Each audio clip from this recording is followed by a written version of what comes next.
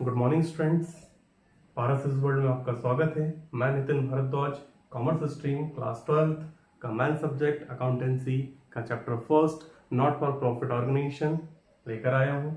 आप मेरी चैनल पर अगर फर्स्ट टाइम आए हैं तो प्लीज़ आप मेरी चैनल को जरूर सब्सक्राइब करें ताकि बिना किसी रुकावट के आपको इसी तरीके से आपको वीडियो मिल सके।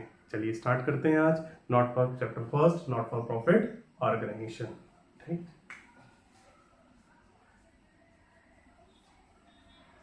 not for profit organization.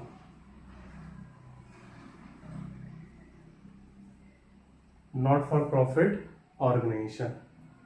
Not for profit organization, also known as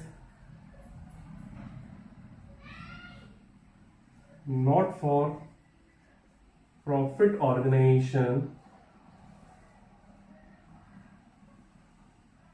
also known as non profit organisation. ठीक है, non profit organisation.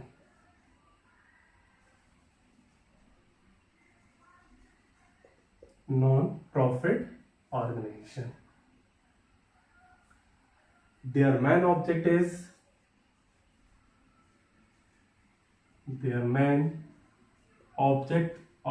is is public welfare। Public welfare. बेटा ये एक ऐसा ऑर्गेनाइजेशन है, ठीक है, ये एक ऐसा ऑर्गेनाइजेशन है जिसका मेन ऑब्जेक्ट प्रॉफिट अर्न करना नहीं होता है। इसका मेन ऑब्जेक्ट पब्लिक वेलफेयर, समाज की सेवा करना होता है। जैसे कोई कल्चरल एक्टिविटी करवाना, वृद्धाश्रम खुलवा देना, अनाथालय चलाना, कोई भी एनजीओ से रिलेटेड, ठीक है, जो भी हम सोशल सर्विस करते हैं उनसे रिलेटेड हम जो भी इसमें करते हैं, जो भी ट्रांजेक्शन करते हैं, जो भी चीजें इसमें हम कर रहे हैं, बहुत सारी चीजें किस में आएगी? आपकी नॉट प्रॉफिट ऑर्गेनाइजेशन में आएगी। नॉट प्रॉफिट ऑर्गेनाइजेशन का मेन ऑब्जेक्ट ही होता है प्रॉफिट अर्न करना नहीं होता है, प्रॉफिट मोटिव नहीं होता है। क्या होता है? प्रॉफिट अर्न करना ना होकर सोशल सर्विस यानी कि पब्लिक वेलफेयर। ठीक, इसके बाद में आप लोगों को बताने वाला हूं, जैसा कि आपने लास्ट ईयर पढ़ा था, है ना? क्या पढ़ा था बेटा आपने? टाइप्स ऑफ एक्टिविटी में, types of activities,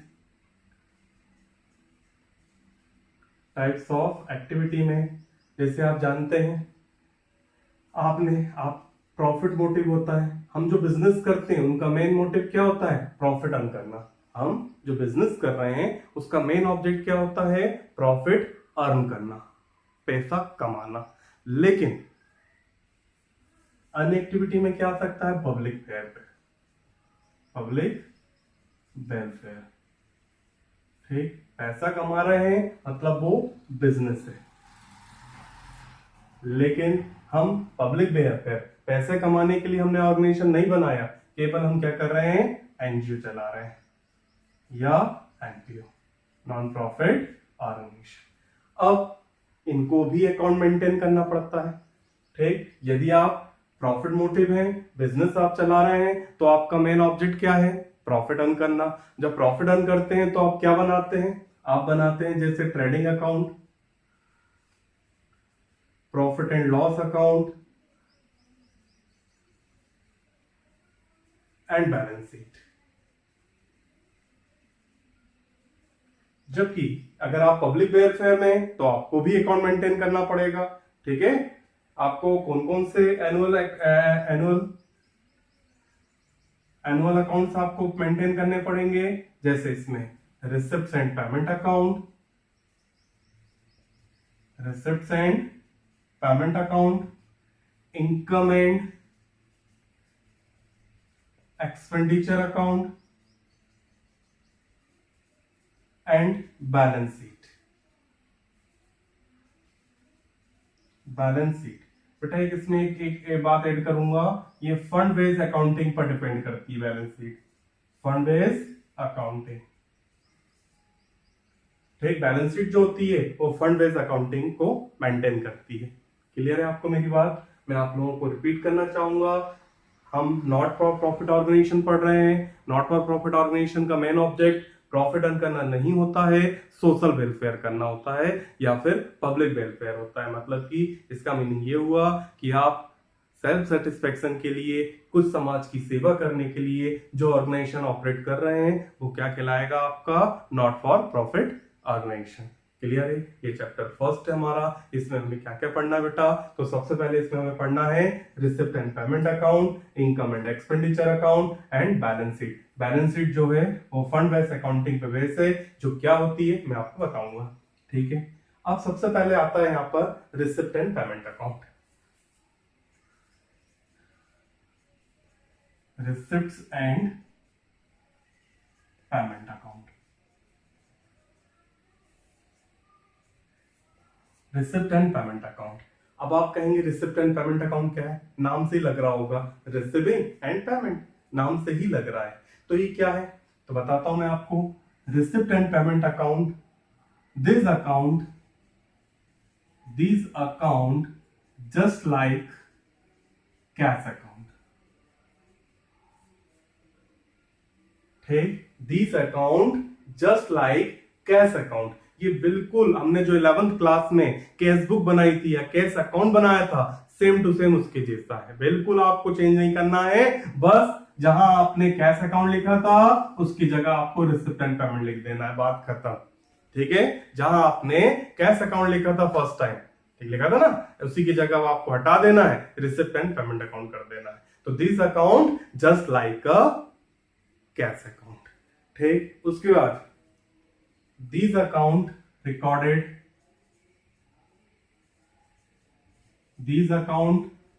recorded only cash transaction. These account recorded only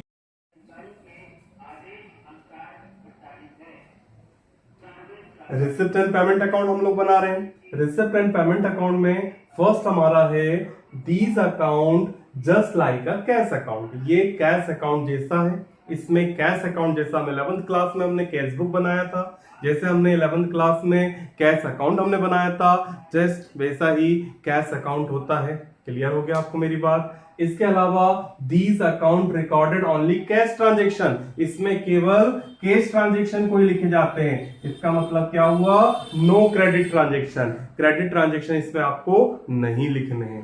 ठीक है, क्लियर हुआ? फर्स्ट कैश अकाउंट जैसा है, सेकंड कैश ट्रांजेक्शन लिखे जाते हैं, कैश ट्रांजेक्शन इसमें नहीं होते हैं। इसके अलावा इन this account recorded only cash basis। ठीक, cash basis. These account are recorded only cash basis, मतलब no accrual basis। ये क्या होता है वर्ड? ये मैं आपको अभी बताऊंगा। मतलब इसमें कैश बेसिस पे ही लिखते हैं, एक्रूरल बेसिस पर इसे नहीं लिखा जाता है।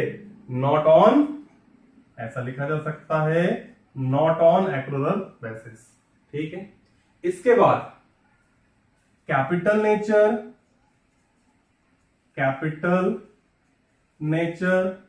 And revenue nature.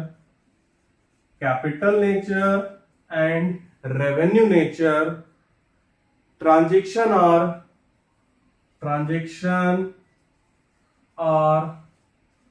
recorded in this account। capital nature and revenue nature transaction are recorded in this account। capital nature के हो, ये क्या होते बताऊंगा। कुछ बच्चे ऐसे हैं जिनको ये नहीं पता होगा, सर ये कैपिटल नेचर क्या है, रेवेन्यू नेचर क्या है, इसको मैं एक्सप्लेन करने वाला हूं। ठीक है, तो capital nature and revenue nature transaction are recorded in this account.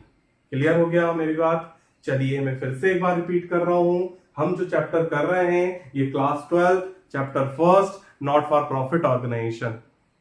Not for profit organisation. Not for profit organisation का मैंने आपको मीनिंग बताया। इसका main object public welfare, social service करना है, ठीक है, समाज की सेवा करना होता है। अब इन ऑर्गेनाइजेशन को भी कुछ एनुअल अकाउंट मेंटेन करने पड़ते हैं। जो एनुअल अकाउंट होते हैं उसमें फर्स्ट एनुअल अकाउंट इनका होता है receipt and payment account, then second होता है the income and expenditure account, and third balance sheet. Balance sheet जो होती है वो फंड बेस्ड अकाउंटिंग पर बेस होती है। क्लियर है आप लोगों को यहाँ पर? इसके बाद मैं आप लोगों को बताऊंगा सबसे पहले receipt and payment account. Receipt and payment account कैसे बनेगा? तो रिसिप्ट एंड पेमेंट अकाउंट होता क्या है उसकी थोड़ी सी मीनिंग मैं आप लोगों को समझा देता हूं। तो receipt and payment account just like a cash account. Receipt and account के receipt and payment account just like आपने क्लास 11th में जो कैश बुक बनाया था या क्लास 11th में आपने जो कैश अकाउंट बनाया था उसके जैसा ही ये होता है receipt and payment account. Sorry, ठीक है। हाँ, इसके बाद these account are recorded only cash transaction. ये केवल कैश ट्रांजेक्शन ही लिखता है, ठीक है। इस अकाउंट में हम लोग केवल कैश ट्रांजेक्शन ही लिखेंगे। यदि कोई क्रेडिट ट्रांजेक्शन है तो उसकी एंट्री इसमें नहीं होगी। साथ ही साथ ये जो होता है मींस जो रिसिप्ट एंड पेमेंट अकाउंट होता है वो कैश बेसिस पर होता है। Receipt and payment account cash basis पर बनता है। कैश बेसिस पर मींस मतलब इसमें एक्रूरल बेसिस नहीं होता, नॉट ऑन एक्रूरल बेसिस। ये क्या होता है? जस्ट मैं जब income and expenditure account explain करूंगा उस समय इन दोनों को एक्सप्लेन कर दूंगा आपको।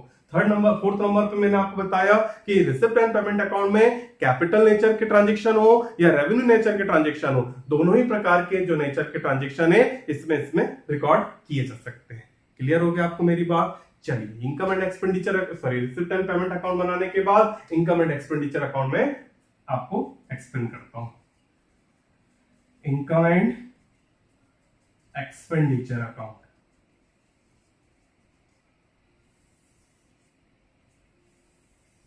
income and expenditure account. These account just like profit and loss account. आप लोगों ने क्लास 11th में फाइनल अकाउंट बनाया था। फाइनल अकाउंट में आप लोग ट्रेडिंग अकाउंट बनाते थे, प्रॉफिट एंड लॉस अकाउंट बनाते थे एंड बैलेंस शीट बनाते थे। तो जो प्रॉफिट एंड लॉस अकाउंट बनाते थे बस वही इनकम एंड एक्सपेंडिचर है। अब यहां पर अपन क्लास 12th में नॉट प्रॉफिट ऑर्गेनाइजेशन में क्या बोलेंगे उसको? इनकम एंड एक्सपेंडिचर अकाउंट बनाएंगे। कहेंगे मतलब कि these account just like profit and loss account.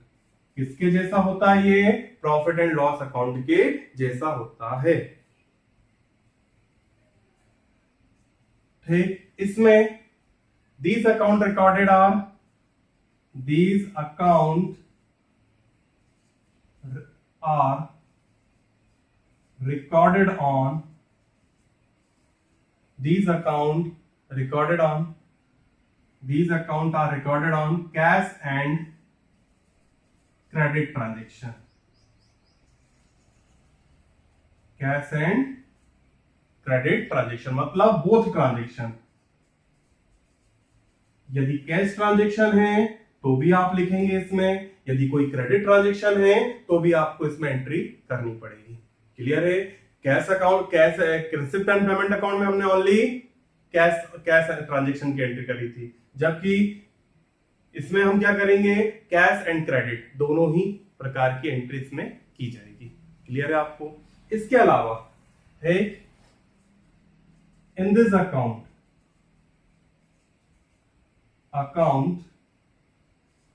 are recorded accrual basis पर।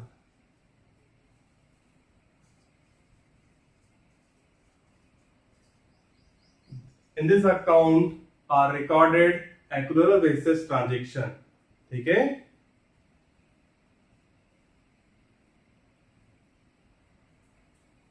Recorded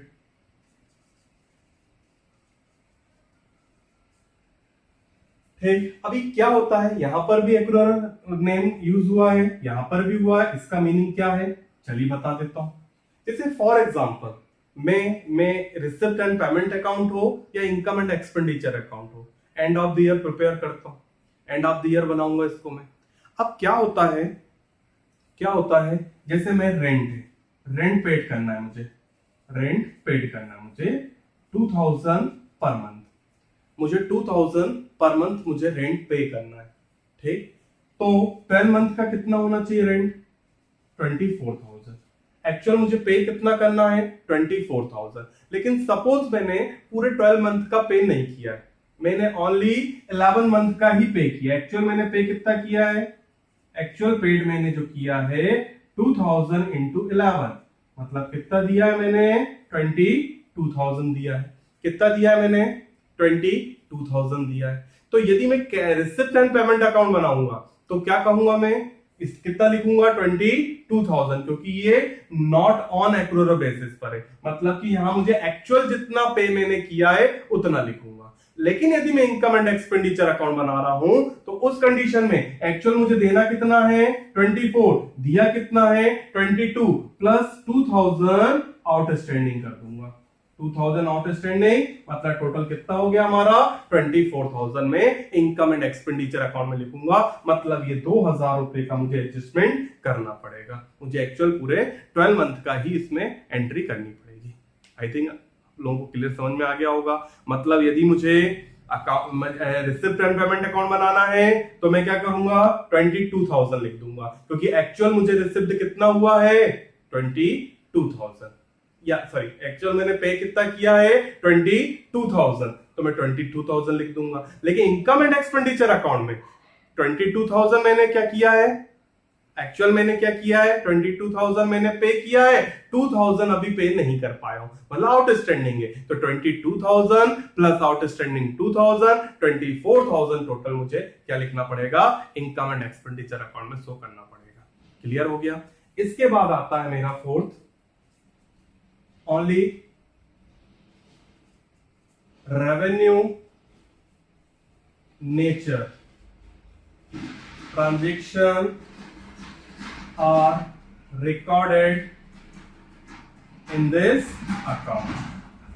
only revenue nature की, इसमें केवल रेवेन्यू नेचर के ही ट्रांजेक्शन लिखते हैं। ठीक है, इसमें ओनली रेवेन्यू नेचर के ही ट्रांजेक्शन लिखेंगे।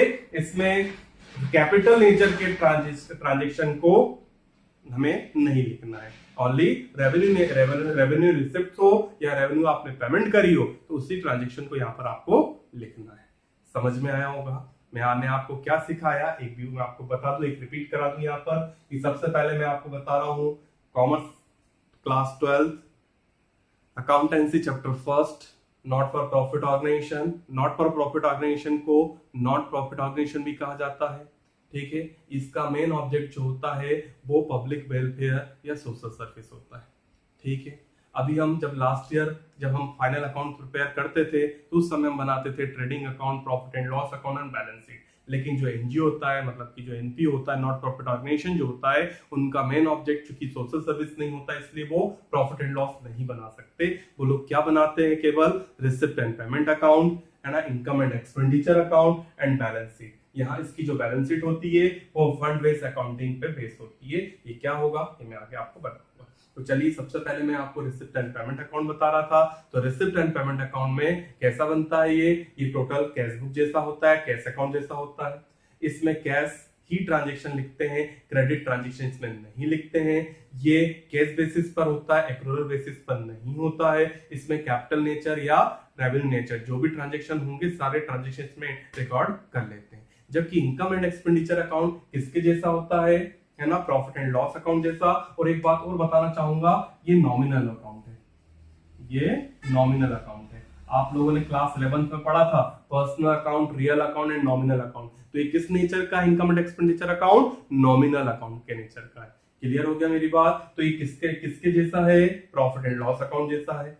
इसके बाद इसमें कैश एंड क्रेडिट ट्रांजेक्शन दोनों ट्रांजेक्शन को लिख सकते हैं। इसमें ये एक्रूरल बेसिस पर है, मींस यदि कोई चीज आउटस्टैंडिंग है या कोई चीज प्रीपेड है या एकर्ड है या मतलब अनअर्न्ड मतलब कि एडवांस है तो उस कंडीशन में उसकी भी आपको एंट्री करनी पड़ेगी। जबकि यहां पर रिसिप्ट एंड पेमेंट अकाउंट में इससे मुझे कोई मतलब नहीं था। ठीक है, इसके अलावा यहाँ पर ओनली रेवेन्यू नेचर ही लिखा जाता है, मतलब कैपिटल नेचर का transaction income and expenditure account में नहीं आएगा। इतना करने के बाद अब हम फॉरवर्ड पर आते हैं। ठीक है,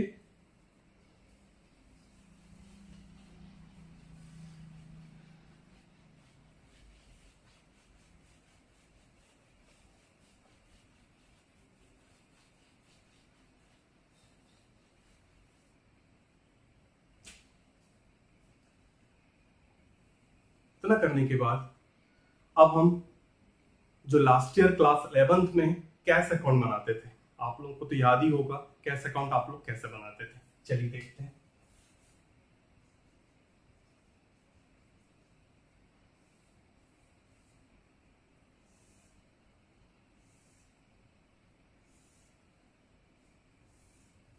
ठीक, यहां पर आप लिखते थे balance, to balance brought down, जो भी ओपनिंग बैलेंस होता था, जो भी प्रीवियस बैलेंस होता था, जो हमको गिवन होता था, उसको लिख लेते थे।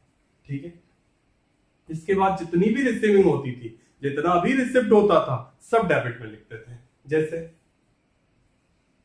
To interest receipt, to rent receipt, ठीक, इसके अलावा to sale of goods, to purchase, to sale of machinery, जो भी रिसिप्ट होता था, जो भी पैसा आया, जितना भी पैसा आया वो सब हम कहां लिखते थे, डेबिट में। जितना भी गया, जैसे for example salary by salary, printing and stationery,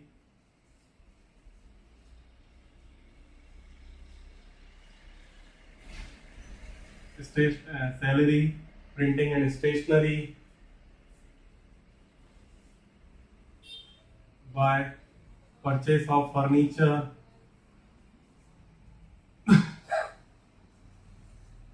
purchase of furniture, जो भी होता था सब हम कहां लिख देते थे, क्रेडिट। मतलब जितना भी रिसिप्ट होता था डेबिट, जितना भी पेमेंट करते थे वो क्रेडिट, जो भी आता था बैलेंस आ जाता था, by balance credit.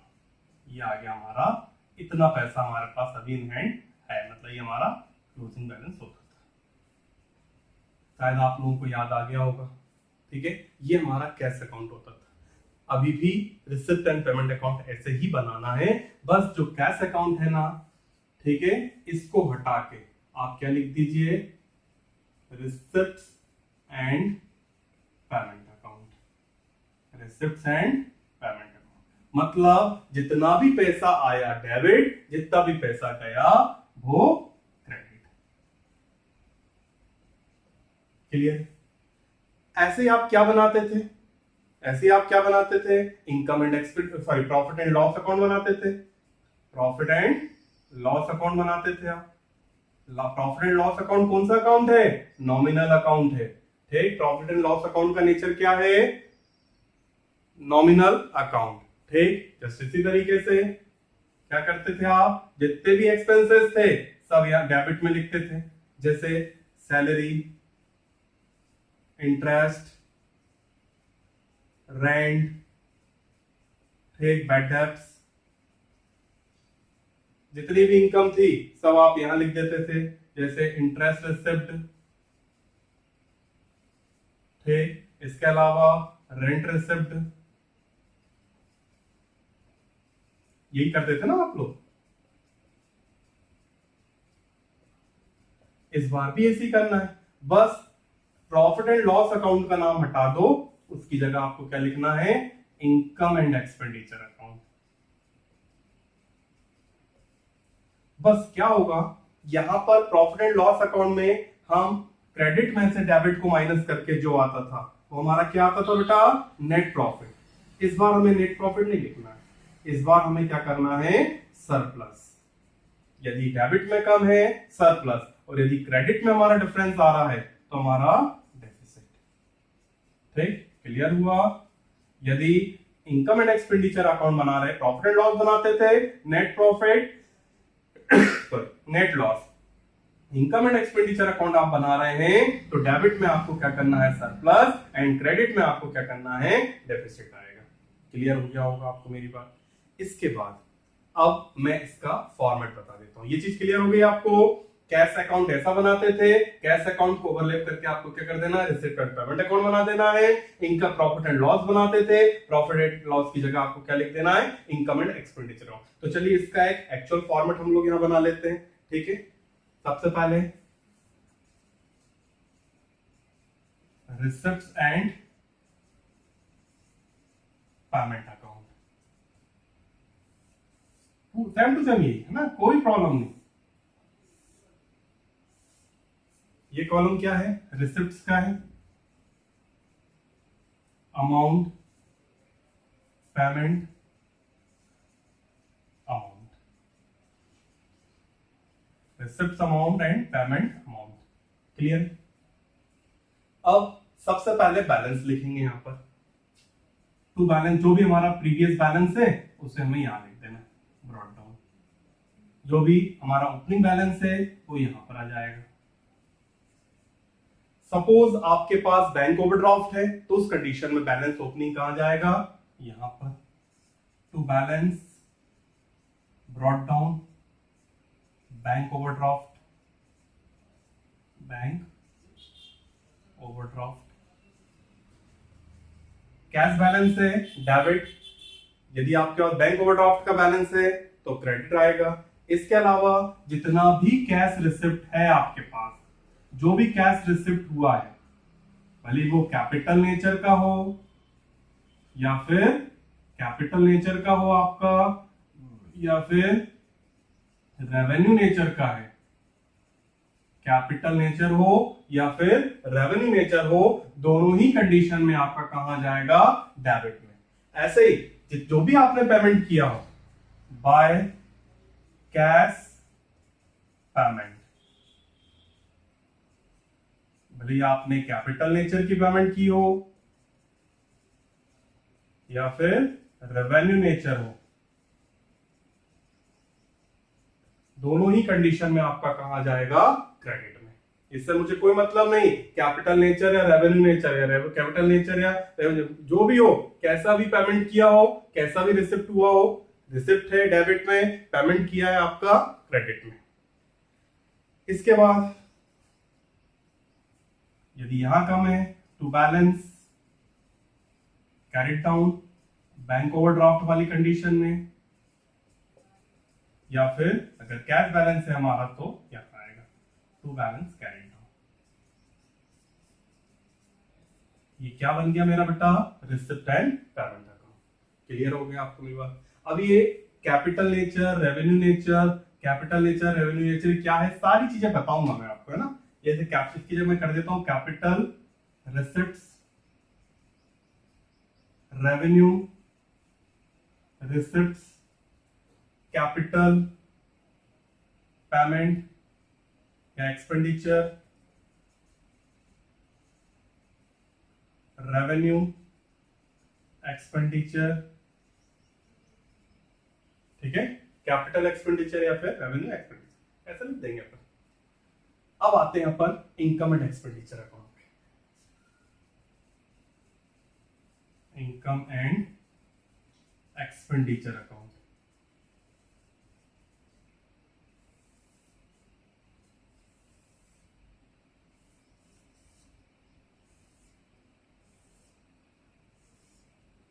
Income and expenditure account पर हम लोग आते हैं।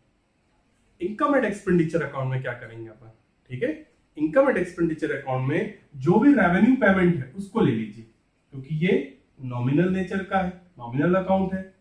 जो भी रेवेन्यू नेचर है, रेवेन्यू पेमेंट है, रेवेन्यू एक्सपेंडिचर जो भी है उसे लिख दीजिए अलोंग विथ एडजस्टमेंट, एडजस्टमेंट के साथ वाला जितना भी है उसको लिख लीजिए। यदि कोई पेमेंट किया है, यदि कोई रिसिप्ट हुई है by revenue, revenue receipts along with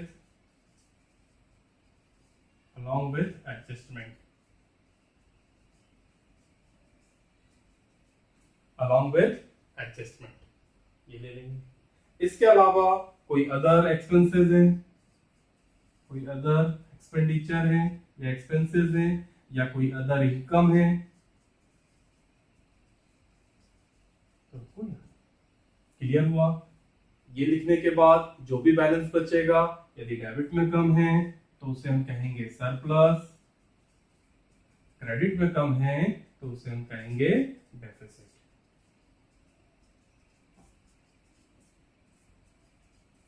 clear हुआ आपको मेरी बात। हम क्या बनाया हमने बेटा, फॉर्मेट तैयार कर लिया हमने। देखो कैश अकाउंट बनाया, कैश को हटा के बस रिसिप्ट एंड पेमेंट हो गया। प्रॉफिट एंड लॉस अकाउंट बनाया, प्रॉफिट लॉस हटा के केवल क्या हो गया, इनकम एंड एक्सपेंडिचर अकाउंट। ये फॉर्मेट हमारा क्लियर हो गया। अब हम चार बातें, एक तो कैपिटल रिसिप्ट्स या रेवेन्यू रिसिप्ट्स या capital expenditure and revenue expenditure हमारे क्या होते हैं, इसको हम एक्सप्लेन करेंगे। क्लियर है आपको मेरी बात। चलिए देखें।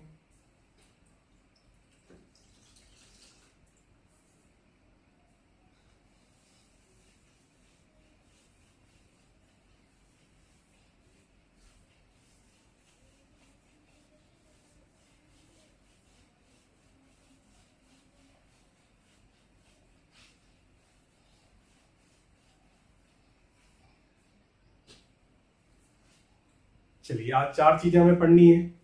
रिसिप्ट्स में हमारा फर्स्ट नंबर पर आएगा हमारा कैपिटल रिसिप्ट्स। तो कैपिटल रिसिप्ट्स क्या है? कैपिटल रिसिप्ट्स में हम देखते हैं, जैसे मेरा एनजीओ है,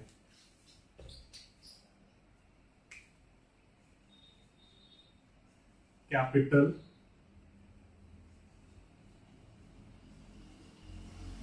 रिसिप्ट्स। फॉर एग्जांपल मेरा एक एनजीओ है जो कि नॉन प्रॉफिट ऑर्गेनाइजेशन में काम कर रहा हूं मैं। ये एनजीओ है, ये एनजीओ, ये ऑर्गेनाइजेशन मैंने स्टार्ट किया, ये नॉट प्रॉफिट ऑर्गेनाइजेशन मैंने स्टार्ट किया। मेरे साथ कई मेंबर और जुड़ गए। मैं अकेला काम नहीं कर रहा था, मेरे साथ और भी कई लोगों ने काम किया।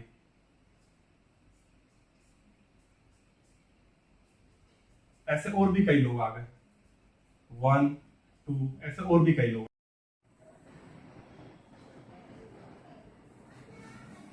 चलिए अब हम कैपिटल रिसिप्ट देखते हैं।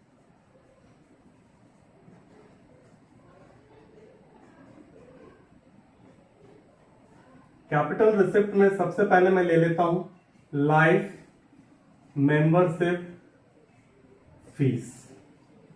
ठीक, मेरा ये एनजीओ है, ठीक है। मेरे एनजीओ में मैं मेरा एनजीओ चला रहा हूं, मेरे एनजीओ में कुछ नए मेंबर भी शामिल हो गए।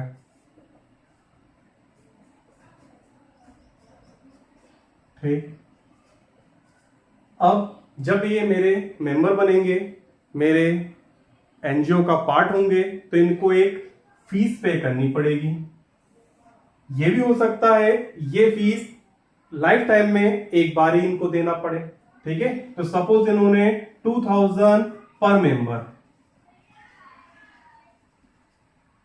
2000 पर मेंबर मुझे जो फीस दी है वो कहलाएगी लाइफ मेंबरशिप फीस। अब ये इन्हें दोबारा तो देना नहीं है, केवल एक बार देना है, पूरे जीवन भर में केवल एक बार देना है, और ये हमेशा के मेंबर बन गया मेरे यहाँ। ठीक है, तो इसे मैं क्या कहूंगा, लाइफ मेंबरशिप फीस, जो कि ये वन टाइम मुझे रिसिप्ट होगी, मेरे ऑर्गेनाइजेशन को केवल एक बार मिलेगी, इसलिए क्या कहलाएगी मेरे लिए, मतलब मेरे फर्म के लिए, मेरे ऑर्गेनाइजेशन के लिए क्या कहलाएगी, ये कैपिटल रिसिप्ट। इसके बाद आता है लेगेसी। इसको मैं कह सकता हूं वसीयत। अब हमारे पास हमारे ही शहर में एक गुप्ता जी थे, ठीक है, उनके आगे पीछे कोई नहीं था, गुप्ता जी के कोई संतान नहीं थी। तो गुप्ता जी ने कहा कि गुप्ता जी ने एक वसीयत लिख के चले गए कि भाई मेरे मरने के बाद आफ्टर माय डेथ की पूरी प्रॉपर्टी इस एनजीओ को चले जाएगी। गुप्ता जी ने कहा मेरे मरने के बाद मेरी पूरी प्रॉपर्टी किसको जाएगी, इस एनजीओ को चले जाएगी। तो इस टाइप की प्रॉपर्टी या इस टाइप का पैसा भी बार बार नहीं होता है, ये बहुत कम होते हैं जो इसी टाइप की अपने को इनकम रिसिप्ट हो जाए। तो इसे भी हमने क्या कहा है, लेगेसी, मतलब कि कैपिटल रिसिप्ट में आएगा। क्लियर हो गया। इसके बाद आता है स्पेसिफिक डोनेशन। स्पेसिफिक डोनेशन क्या है? स्पेसिफिक डोनेशन का मीनिंग हुआ कि भाई क्या होता है कि एक मिश्रा जी मेरे पास, एक और व्यक्ति है, ये तो गुप्ता जी थे, ये मिश्रा जी है। मिश्रा जी ने क्या कहा कि मैं आपको डोनेशन दूंगा, लेकिन मेरी शर्त है ये 1 लाख रुपए जो मैं डोनेशन आपको दूंगा, इससे आपको फर्स्ट फ्लोर पे आपको 2 कमरे बनाने पड़ेंगे। ठीक है, फर्स्ट फ्लोर पर आपको 2 कमरे आपको तैयार करने पड़ेंगे। गुप्ता जी ने डोनेशन के 1 लाख रुपए तो दिए, लेकिन साथ में कंडीशन ये जोड़ दी कि ये जो 1 लाख रुपए है वो फर्स्ट फ्लोर पर 2 कमरे के लिए है। अब भैया कंडीशन आ गई, जब कभी भी कोई डोनेशन ऐसा है जो कंडीशन के साथ दिया जाए, डोनेशन तो है लेकिन क्या है, कंडीशन एड है उसके साथ, तो इसलिए क्या हो गया, वो स्पेसिफिक डोनेशन। इसलिए उसे क्या कहेंगे हम लोग, स्पेसिफिक डोनेशन। और स्पेसिफिक डोनेशन होने की कंडीशन में क्या हो गया, ये कैपिटल रिसिप्ट हो गया। इसके अलावा सेल ऑफ एनी एसेट्स, यदि आप कोई एसेट्स को सेल कर रहे हो, कोई भी एसेट्स है उसको यदि आप सेल कर रहे हो, जैसे फर्नीचर है, मशीनरी है, बिल्डिंग है ना, बुक्स है, ये जिसको आप सेल कर रहे हो, है ना, वो भी आपकी कैपिटल रिसिप्ट होगी। अब एक बात आपको क्लियर कर दूं, अगर कैपिटल रिसिप्ट है तो इसे रिसिप्ट एंड पेमेंट अकाउंट में तो लिखेंगे, रिसिप्ट एंड पेमेंट अकाउंट में तो लिखना है, लेकिन इनकम एंड एक्सपेंडिचर अकाउंट में नहीं लिखना है। इनकम एंड एक्सपेंडिचर अकाउंट में इसे नहीं लिखना है। क्लियर हो गया, रिसिप्ट एंड पेमेंट अकाउंट में कैपिटल रिसिप्ट आएगा, लेकिन इनकम एंड एक्सपेंडिचर अकाउंट में कैपिटल रिसिप्ट नहीं आता है। ये कंप्लीट हुआ। इसके बाद हम लोग आते हैं रेवेन्यू रिसिप्ट्स। रेवेन्यू रिसिप्ट्स क्या हो सकती है हमारी, रेवेन्यू रिसिप्ट्स क्या हो सकती है हमारी, जैसे जनरल डोनेशन, जनरल डोनेशन। यहां पर गुप्ता जी ने क्या कहा था, कंडीशन लिख दी, कंडीशन मिश्रा जी ने क्या किया था, कंडीशन लगा दी कि भैया 1 लाख रुपए तो मैं आपको दे रहा हूं, लेकिन इसके फर्स्ट फ्लोर पर 2 कमरे बनाने होंगे। जब कंडीशन आपके साथ ऐड हो जाए तो वो स्पेसिफिक डोनेशन हो जाता है, लेकिन कंडीशन नहीं, सिर्फ आपने डोनेशन दे दिया, मैंने आपको 10,000 आपके एनजीओ को दे दिए, अब आपको इसका कुछ भी करना हो, जो करना है करिए। ठीक है, तो इसे हम क्या कहेंगे, जनरल डोनेशन कहेंगे। ठीक है, जब स्पेसिफिक पर्पस यानी कंडीशन के साथ कोई डोनेशन होता है तो स्पेसिफिक डोनेशन होता है, लेकिन जब कोई कंडीशन ना हो तो वो क्या हो जाता है बेटा, आपका जनरल डोनेशन होता है। क्लियर है। साथ ही साथ मुझे अब बिजनेस को ऑपरेट कर पाए, मेरे एनजीओ को, एनपीओ को मेरे को क्या करना है, ऑपरेट करना है, तो उसके लिए मुझे डेली रूटीन की इनकम की जरूरत पड़ती है। तो मैंने अपने इन्हीं मेंबर से क्या कहा कि भैया मुझे हर महीने भी कुछ कुछ दे दिया करो, हर महीने थोड़ा बहुत कुछ अमाउंट दे दिया करो। इन्होंने कहा ठीक है, 100 रुपीज पर मंथ हम हर महीने देंगे आपको। ठीक है, तो जो मेरे मेंबर हैं उनसे मुझे 100 रुपीज पर मंथ या 200 पर मंथ एक फिक्स अमाउंट हर महीने मुझे रिसीव होने लगी, जो मेरा क्या कहलाएगा, सब्सक्रिप्शन। क्या होगा ये, सब्सक्रिप्शन। चूंकि ये हर महीने मुझे रिसिप्ट होगी, इसलिए क्या कहलाएगा ये, रेवेन्यू रिसिप्ट। हर महीने या 6 महीने या साल भर जो भी हो, मतलब ऐसा कोई जरूरी नहीं महीने ही हो, साल के साल मिल जाए आपको, तो ये क्या कहलाएगा, मेरा रेवेन्यू रिसिप्ट कहलाएगा। ठीक है, सब्सक्रिप्शन भी रेवेन्यू रिसिप्ट कहलाएगा। इसके अलावा रेंट रिसिप्ट हर महीने मिलेगा, इंटरेस्ट रिसिप्ट हर महीने मिलेगा, ये सब क्या होगा, मेरा रेवेन्यू रिसिप्ट। अब एक बात ध्यान रखिए, ये revenue receipt receipt and payment account में तो आता ही है, रिसिप्ट एंड पेमेंट अकाउंट में आएगा, लेकिन इनकम एंड एक्सपेंडिचर अकाउंट में, इनकम एंड एक्सपेंडिचर अकाउंट में से नहीं लिखते। ठीक है, रिसिप्ट एंड पेमेंट अकाउंट में तो आएगा, लेकिन इनकम एंड एक्सपेंडिचर अकाउंट में से आप नहीं लिखेंगे। क्लियर हो गया आपको इतना। चलिए अब आते हैं अपन पेमेंट पर।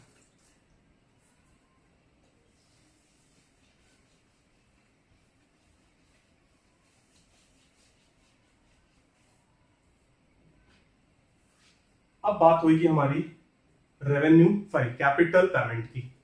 ठीक है, कैपिटल पेमेंट। कैपिटल पेमेंट क्या है? कैपिटल पेमेंट जैसे परचेज ऑफ एनी एसेट्स, कोई भी एसेट्स, एनी फिक्स्ड एसेट्स। जब कोई भी फिक्स एसेट्स आप परचेज करते हो, जैसे furniture, building, books, machinery, etcetera, fix asset जब आप परचेज करेंगे तो ये कैपिटल पेमेंट होगा। ठीक है, आगे समझ में। इसके अलावा construction of building, construction of building, यदि आपने कंस्ट्रक्शन ऑफ बिल्डिंग किया है, बिल्डिंग का कंस्ट्रक्शन कराया है, तो उसे भी आप कैपिटल पेमेंट लिखेंगे। ज्यादा इसमें लिखना नहीं है हमें, याद रखिएगा रिसिप्ट एंड पेमेंट अकाउंट में तो लिखेंगे, लेकिन इनकम एंड एक्सपेंडिचर अकाउंट में ये नहीं लिखा जाता। क्लियर होगा आपको मेरी बात? इसी के साथ आता है हमारा रेवेन्यू पेमेंट। ये थर्ड नंबर हो गया। फोर्थ नंबर में यहां ले लेता हूं रेवेन्यू पेमेंट।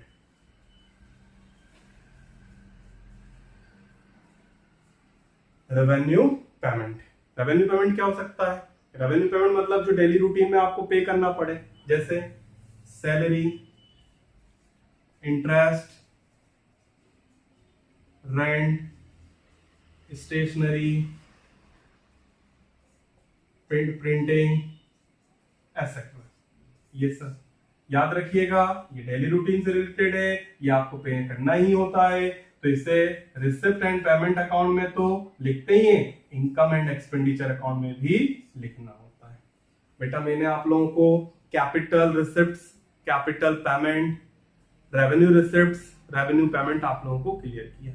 अब हम income and expenditure account and receipt and payment account से रिलेटेड एक क्वेश्चन न्यूमेरिकल सॉल्व करते हैं, ताकि हमारा टॉपिक फिर कंप्लीट होता है। ठीक,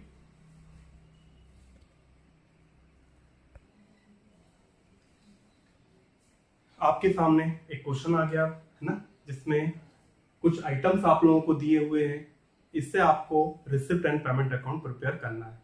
ये जो क्वेश्चन दिया हुआ है, इसी से आपको receipt and payment account prepare करना है। कैसे बनाएंगे देखते हैं। सबसे पहले एक फॉर्मेट बना दिया जाता है, रिसिप्ट्स एंड पेमेंट अकाउंट का एक फॉर्मेट हो गया। बिल्कुल कैश अकाउंट जैसे ही बनाना है, जैसे हमने कैश अकाउंट बनाया था लास्ट ईयर। जो भी रिसिप्ट हुआ डेबिट, जो भी पेमेंट करो क्रेडिट।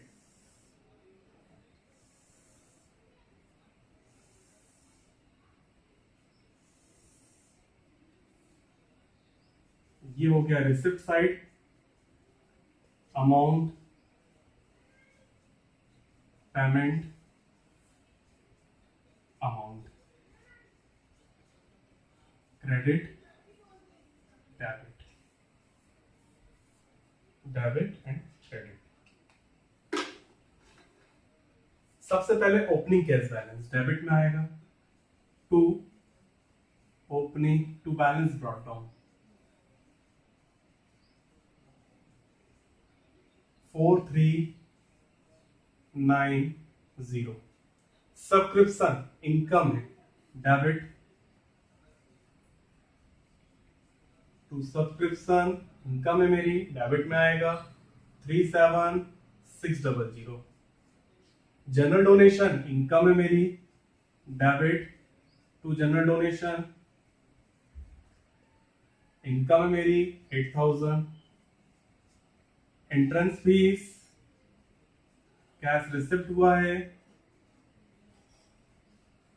कितना है 4300। रेंट रिसिप्ट, रेंट रिसिप्ट कितना है 5250। इलेक्ट्रिसिटी चार्जेस एक्सपेंसेस है मेरा, इलेक्ट्रिसिटी चार्जेस कितना बेटा 3440। टैक्स पेड बाय टैक्सेस कितना है 490। स्पेसिफिक डोनेशन रिसिप्ट हुआ है मुझे, डेबिट में आएगा स्पेसिफिक डोनेशन कितना है 10,000। नेक्स्ट लेगेसीज कितना बेटा 50,000। सैलरी एक्सपेंसेस हैं, सैलरी एक्सपेंसेस हैं 21,500। होनोरियम होनोरियम टू सेक्रेटरी, इसका मतलब क्या होता है? ऑनर सुना होगा आपने, ऑनर सुना होगा, किसी के सम्मान में क्या होता है? मेरा एक ऑर्गेनाइजेशन है, मेरा जो ऑर्गेनाइजेशन है उसमें मैं किसी प्रतिष्ठित व्यक्ति, कुछ एक्सपर्ट बंदे को अपने यहाँ बुलाता हूँ और कहता हूँ भैया लोगों को जागरूक करने के लिए कुछ स्पीच आप दें। अब उन्हें मैं, वो अब मेरे यहाँ आए हैं तो कुछ तो उन्हें देना पड़ेगा ना मुझे। अब ऐसा तो है नहीं कि मैं उनको जो दूंगा वो सैलरी कहलाएगा, नहीं, उनके सम्मान में जो मैंने उनको पे किया है वो मेरा हॉनोरियम टू सेक्रेटरी। तो यहाँ पर सेक्रेटरी कोई आए होंगे, उसको मैंने ऑनर में जो अमाउंट दी है, तो ये भी मेरा एक्सपेंसेस है। कितना है?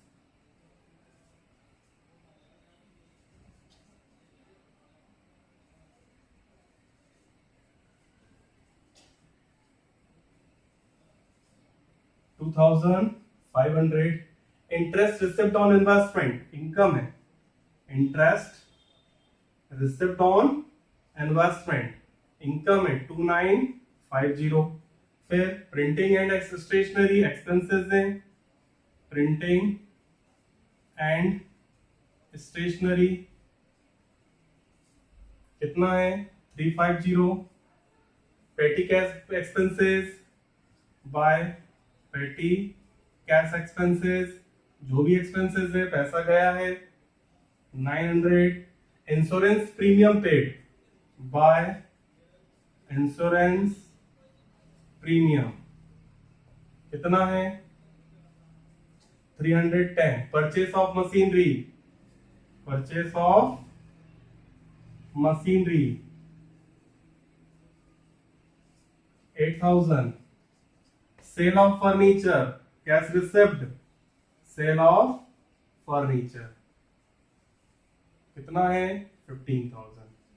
ये आइटम है, जितना भी रिसिप्ट हुआ डेबिट में, जितना भी पेमेंट किया मैंने क्रेडिट में। क्लियर हो गया? तो चलिए टोटल करते हैं अपन।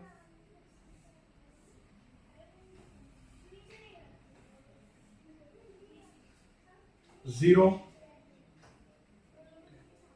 9 1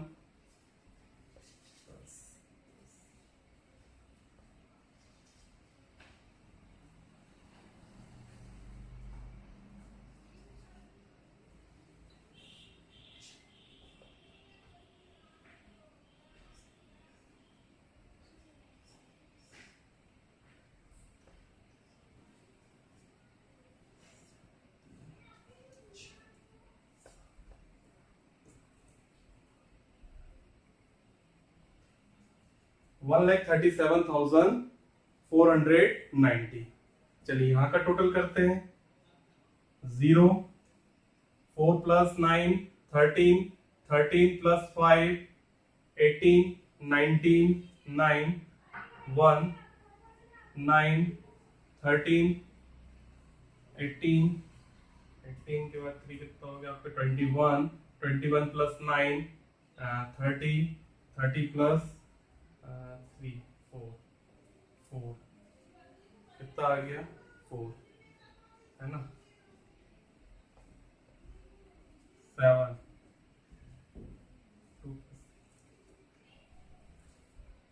1,37,490 में से इतना आप माइनस करेंगे कितना आएगा 1 लाख।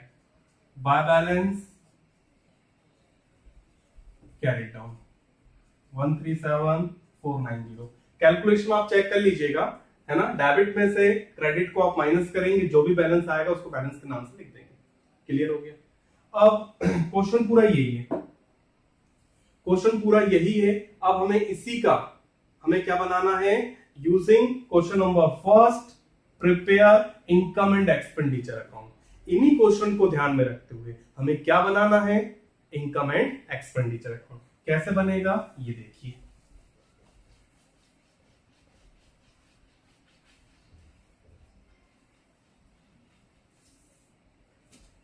क्वेश्चन नंबर फर्स्ट के बेस पर ही हमको क्वेश्चन नंबर सेकंड मतलब कि इनकम एंड एक्सपेंडिचर अकाउंट बनाना है। देखते हैं, बनाते हैं। Income and expenditure account.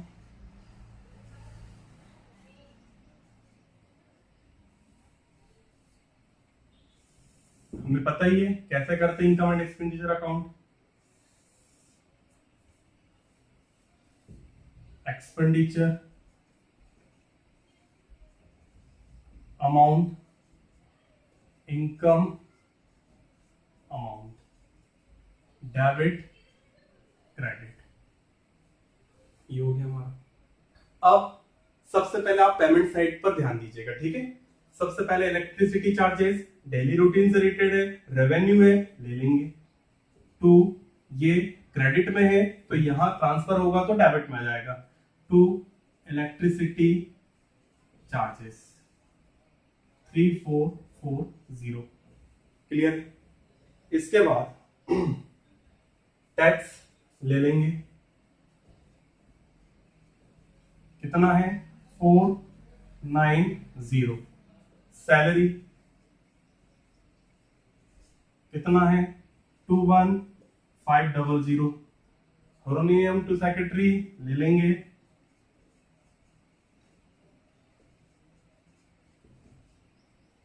$2500। Printing and stationery ले सकते हैं,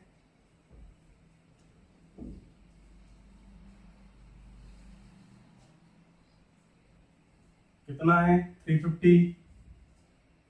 उसके बाद पेटी केस एक्सपेंसेस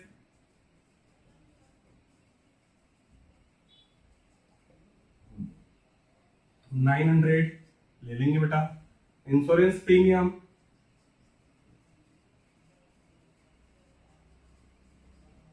ले सकते हैं 310। रेवेन्यू एक्सपेंसेस का है। परचेस ऑफ मशीनरी, याद रखिए मैंने क्या बताया था, ये कैपिटल पेमेंट, इसे नहीं लेंगे। बैलेंस ये भी नहीं आएगा, क्लियर है। अब आते हैं हम लोग इनकम साइड में। बैलेंस नहीं, subscription, by subscription 37600। General donation आ जाएगा, बाय जनरल डोनेशन कितना है 8000, ठीक। एंट्रेंस फीस ले सकते हैं आप, बाय एंट्रेंस फीस कितना है 4300। Rent receipt, bye rent receipt कितना है 5250। स्पेसिफिक डोनेशन नहीं लेंगे, क्यों नहीं लेंगे, क्योंकि ये कैपिटल नेचर का है। इसके बाद लेगेसीज नहीं लेंगे, क्यों नहीं लेंगे, कैपिटल नेचर का है। Interest receipt on investment, bye interest receipt on investment लिया जा सकता है 2950। सेल ऑफ फर्नीचर नहीं लेंगे, कैपिटल नेचर का है। चलिए ठीक है, करते हैं टोटल। टोटल करते हैं 0, आप अपना टोटल कर सकते हैं 0 7 + 10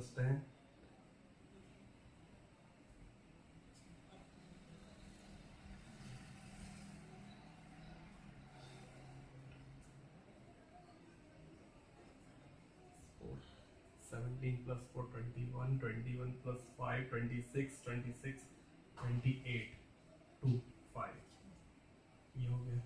यहाँ का टोटल 0 4 5 13 13 18 5 5 और 4 कितने 5 9 + 5 9 + 5 14 + 5 19 19 + 3 22 22 + 9 31 31 + 3 34 4। कैरी फॉरवर्ड कितना हुआ 3 6 7 8 9 9 एंड 2 29490। यहाँ कितना है 58 1 0 0 0 1 6 70 minus 9 8 2 8 6 2 8 6 1 0। तो बैलेंस हमारा यहाँ आ रहा है, तो क्या लिखेंगे इसको हम? सरप्लस। बेटा मेरा ये वीडियो जरूर थोड़ा बड़ा हो गया है, लेकिन इसमें मैंने मैक्सिमम टॉपिक कंप्लीट करने का प्रयास किया है। मैंने इसमें आपको स्टार्टिंग से पूरा बेसिक बताया पहले, उसके बाद मैंने कौन कौन से अकाउंट हम लोग प्रिपेयर करेंगे, उसमें से फिर 2 अकाउंट मैंने लिए। रिसिप्ट एंड पेमेंट अकाउंट की मीनिंग मैंने आप लोगों को बताई, receipt and payment income and expenditure बताया, उन दोनों के फॉर्मेट बताते हुए कैपिटल एंड रेवेन्यू नेचर के मैंने डेफिनेशन सहित सारे ट्रीटमेंट आप लोगों को बताए। साथ ही साथ मैंने एक न्यूमेरिकल कराया जिसमें मैंने आपको receipt and payment account and income and expenditure account complete कराया। वीडियो जरूर बड़ा हो गया है, लेकिन अगर आप इसको थोड़ा थोड़ा करके देखेंगे तो मैं मेरी उम्मीद करता हूँ आपको जरूर ये पूरा क्लियर हो जाएगा। ठीक है, उम्मीद करता हूँ बेटा आप लोगों को आपके लिए कोई फायदेमंद रहा होगा ये वीडियो। यदि आप लोगों को मेरा वीडियो अच्छा लगता है तो प्लीज लाइक जरूर करिएगा और मेरी चैनल को सब्सक्राइब करिएगा। Thank you.